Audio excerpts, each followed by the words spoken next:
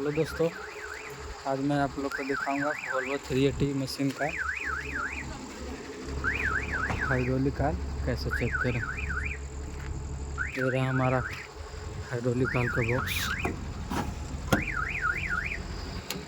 इसको हम लोग देखेंगे। ये हमारा हाइड्रोलिक कॉइल है और लेवल में थोड़ा कम है, ऊपर होना चाहिए रेड वाला पर, और नीचे है। और यहाँ चेकने का तरीका बताया है मशीन में कैसे रखना है बैकेट को।